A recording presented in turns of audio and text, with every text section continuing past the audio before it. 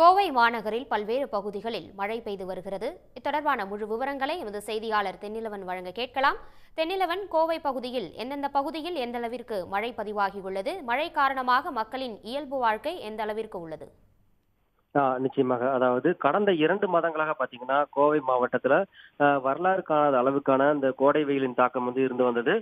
குறிப்பாக கடந்த 3 நாட்களுக்கு மேலாக கோடை மழை அவ்வப்போது பெய்து வருவதால், மீண்டும் கோவையில வழக்கமான அந்த குளிர்ச்சியான சூழல் நிலவி வருகிறது. இந்த சூழலில் தான் கடந்த 1 மணி நேரத்திற்கு மேலாக கோவை மாநகரில் குறிப்பாக உக்கடம், காந்திபுரம், அதே போல ராமநாதபுரம், சிங்காநல்லூர் உள்ளிட்ட சுற்றுவட்டார பகுதிகளில் 1 மணி நேரத்திற்கு மேலாக கனமழை பெய்து வருகிறது. இதனால் பொதுமக்கள் மகிழ்ச்சி அடைஞ்சிருக்கிறாங்க.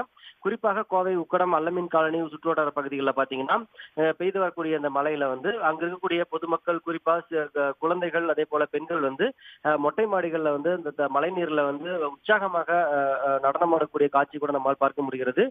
இதே சூழல் தான் மாநகரில் பல்வேறு பகுதிகளில் கூட அந்த மழை பெய்யறதுல மழையில நனைஞ்சிட்டு பொதுமக்கள் அந்த மகிழ்ச்சியை வெளிப்படுத்துறாங்க. தற்போது பாத்தீங்கன்னா கோவை தொண்டாமுத்தூர், சூலூர் உள்ளிட்ட சுற்று வட்டார பகுதிகளில் அதாவது குறிப்பா புறநகர் பகுதிகளிலும் மழை பெய்ய துவங்கி இருக்கிறது.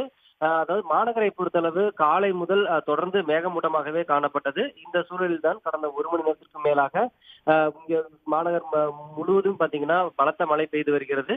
அதே போலதான் தற்போது புறநகர் பகுதிகளிலும் மழை பெய்ய துவங்கி இருக்கிறதுனால விவசாயிகளும் தற்போது மகிழ்ச்சி அடைஞ்சிருக்கிறாங்க. விரிவான தகவல்களுக்கு நன்றி தென்னிலவன். உடனுக்குடன் செய்திகளை தெரிந்து கொள்ள சன் நியூஸ் பெல் ஐகானை கிளிக் பண்ணுங்க.